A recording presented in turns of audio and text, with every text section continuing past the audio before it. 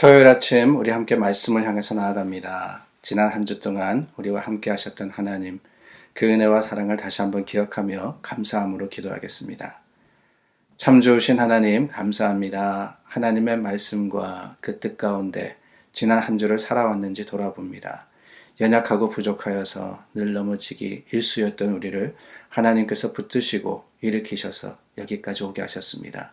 오늘도 믿음의 소망을 가지고 하나님 앞에 감사함으로 나아가게 하시고 주님의 말씀 앞에 다시 한번 서는 귀한 믿음의 사람들 삼아 주시옵소서.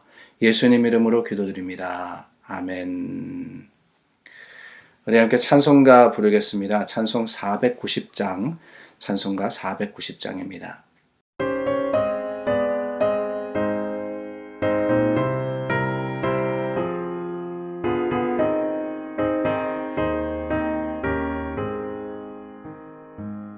주여 지난 밤 내 꿈에 베었으니 그 꿈 이루어 주옵소서. 밤과 아침에 계시로 보여주사 항상 은혜를 주옵소서. 나의 놀라운 꿈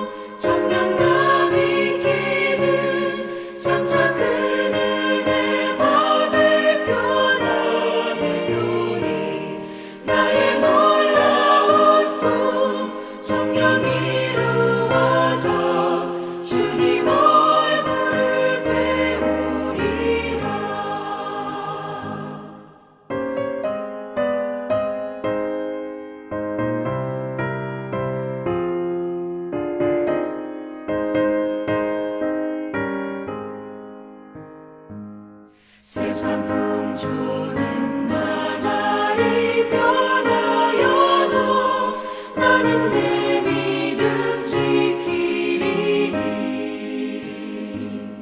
인생 살다가 죽음이 꿈 같으나 오직 내 꿈은 참되리라.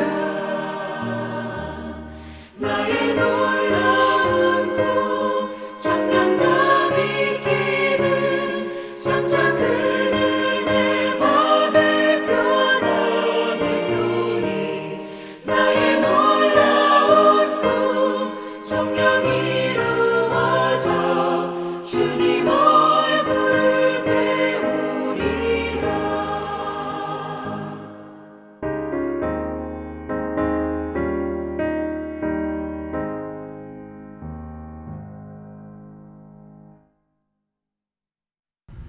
창세기 40장 말씀입니다. 40장 1절서부터 23절의 말씀, 그 중에 9절서부터 23절을 제가 읽겠습니다. 술 맡은 관원장이 그의 꿈을 요셉에게 말하여 이르되, 내가 꿈에 보니 내 앞에 포도나무가 있는데 그 나무에 세 가지가 있고 싹이 나서 꽃이 피고 포도송이가 익었고 내 손에 바로의 잔이 있기로 내가 포도를 따서 그 즙을 바로의 잔에 짜서 그 잔을 바로의 손에 들였노라. 요셉이 그에게 이르되, 그 해석이 이러하니 세 가지는 사흘이라. 지금부터 사흘 안에 바로가 당신의 머리를 들고 당신의 전직을 회복시키리니 당신이 그 전에 술 맡은 자가 되었을 때 하던 것 같이 바로의 잔을 그의 손에 드리게 되리이다. 당신이 잘 되시거든 나를 생각하고 내게 은혜를 베풀어서 내 사정을 바로에게 아뢰어 이 집에서 나를 건져주소서. 나는 히브리 땅에서 끌려온 자요 여기서도 옥에 갇힐 일은 행하지 아니하였나이다. 떡 굽는 관원장이 그 해석이 좋은 것을 보고 요셉에게 이르되 나도 꿈에 보니 흰떡 세 광주리가 내 머리에 있고 맨 윗 광주리에 바로를 위하여 만든 각종 구운 음식이 있는데 새들이 내 머리의 광주리에서 그것을 먹더라. 요셉이 대답하여 이르되 그 해석은 이러하니 새 광주리는 사흘이라. 지금부터 사흘 안에 바로가 당신의 머리를 들고 당신을 나무에 달리니 새들이 당신의 고기를 뜯어 먹으리이다 하더니 제3일은 바로의 생일이라. 바로가 그의 모든 신하를 위하여 잔치를 베풀 때에 술 맡은 관원장과 떡 굽는 관원장에게 그의 신하들 중에 머리를 들게 하니라. 바로의 술 맡은 관원장은 전직을 회복하며 그가 잔을 바로의 손에 받들어 드렸고 떡 굽는 관원장은 매달리니 요셉이 그들에게 해석함과 같이 되었으나 술 맡은 관원장이 요셉을 기억하지 못하고 그를 잊었더라. 아멘. 애굽의 감옥에 갇혀 있었던 요셉. 그 요셉이 만난 두 사람이 있었습니다.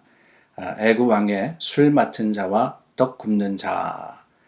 술 맡고 떡 굽는다. 그래서 참 어떻게 보면은 별거 하지 않는 별일 아닌 사람들이다라고 생각하지만은 사실은 왕의 떡과 술을 맡았다 그러는 것은 책임이 막중한 어쩌면은 낮은 자리가 아니라 어느 정도 높은 자리에 있었던 사람이다라는 것을 우리는 말씀을 통해서 보게 됩니다.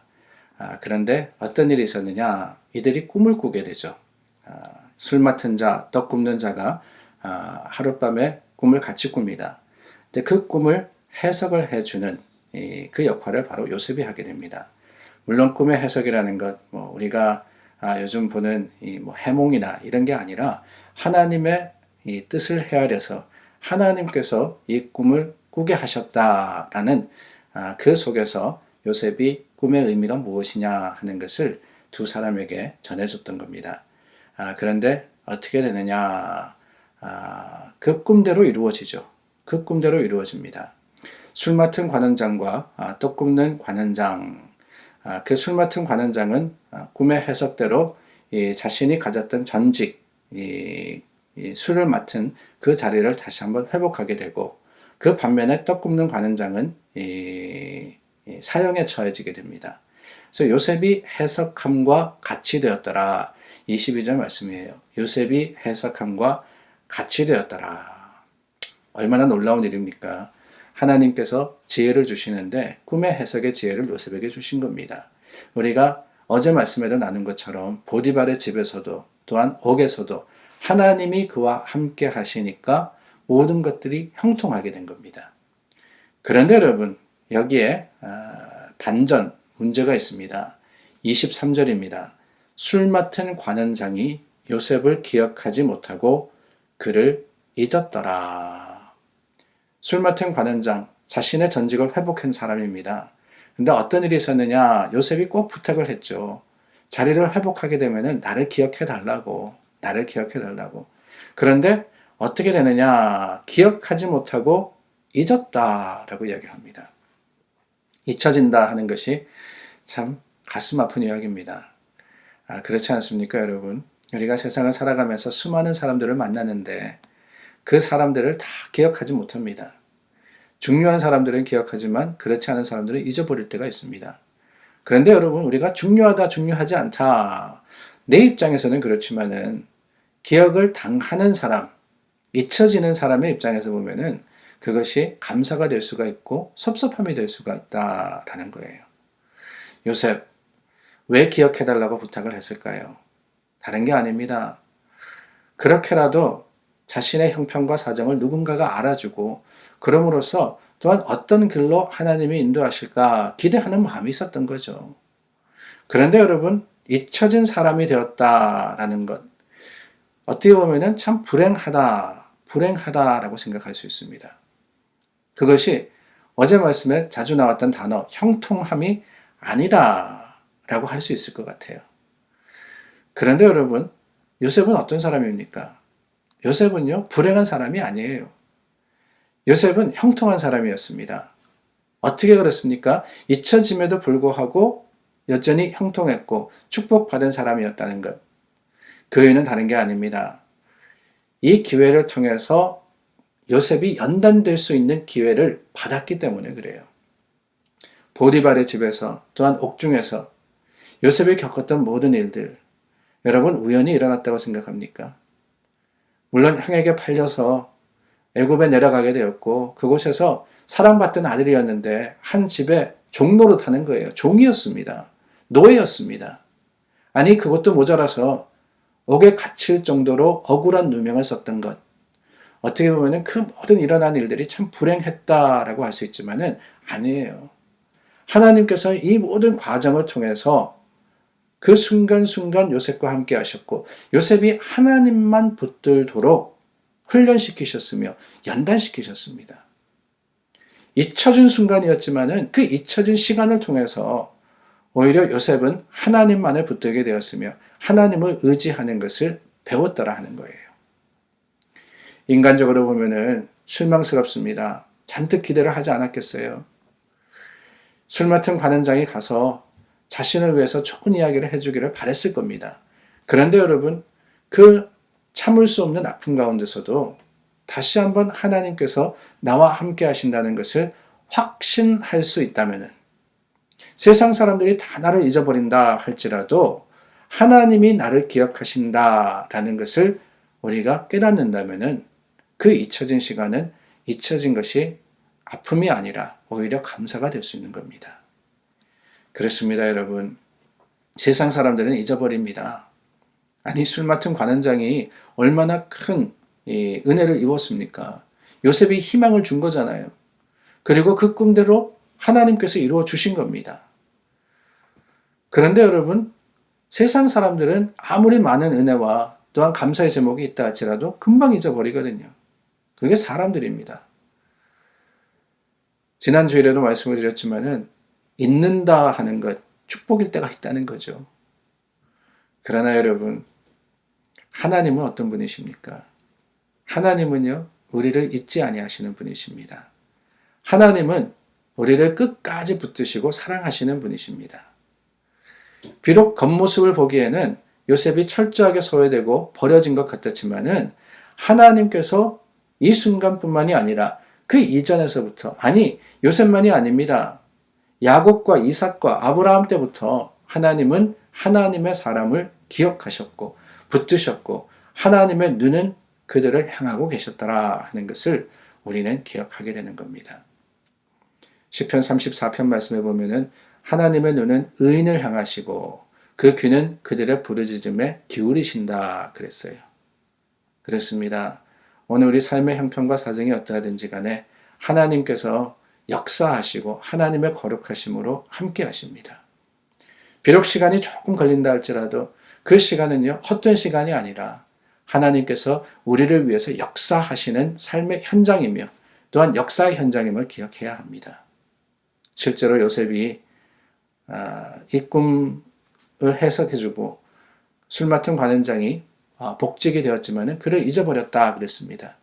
그러나 여러분 그게 다가 아니었어요. 그로부터 2년 후에 애굽 온 지 13년이 되던 그가 30살이 되던 해에 어떤 일이 생기느냐. 바로 왕이 꿈을 꾸게 되고 그 꿈을 꾸는 계기를 통해서 술 맡은 관원장이 요셉을 청가하지 않습니까? 이 놀라운 일들, 아니 술 맡은 관원장이 복직되어서 바로에게 이러쿵저러쿵 했다 그래도 아무런 감흥이 없었을 거예요. So what? 그랬을 겁니다.